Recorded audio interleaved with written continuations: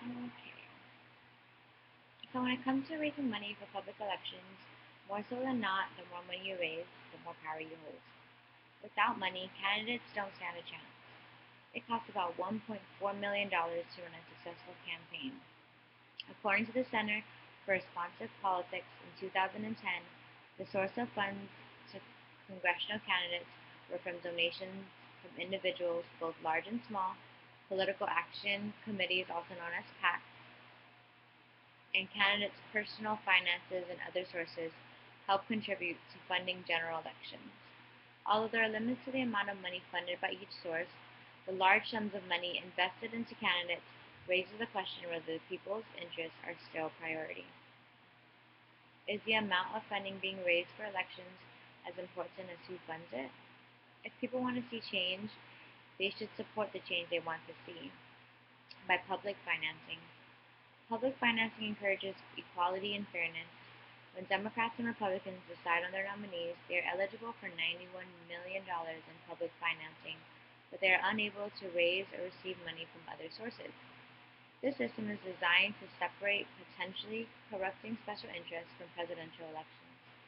For example, during the 2008 election between Barack Obama and John McCain, Obama raised about 30% more money than McCain's public funding limit, resulting in McCain's loss in office. Public funding gives both candidates an equal opportunity to win an election, prioritizing the interests of the people and avoiding corruption. Candidates and political parties can also be held accountable for upholding the people's interests. Public funding is a necessary cost for true democracy. The people should be prepared to stabilize their government and contribute to its country's successes. It will also allow people to become more involved in politics, whether it be a small impact or a great impact. Critics may say that public funding creates distance between political elites and the people, because it is less likely to involve political parties in political decisions. But that is not true. The people will be encouraged to gain more knowledge about political parties they are funding too. Other critics might add, through public funds, taxpayers are forced to support political parties and candidates whose views they do not share.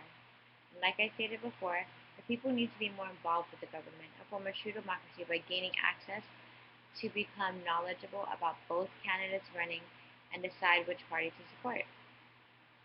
In order for the people to become more educated and involved, they need to take the necessary steps.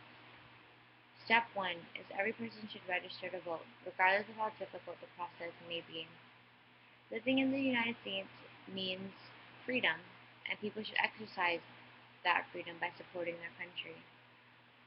Familiar with the voting process and gaining more knowledge of candidates will establish the security of public financing. People will understand how important their taxpayer dollars are, and in return will be enlightened about the people representing our country. That's all. Thanks. Bye.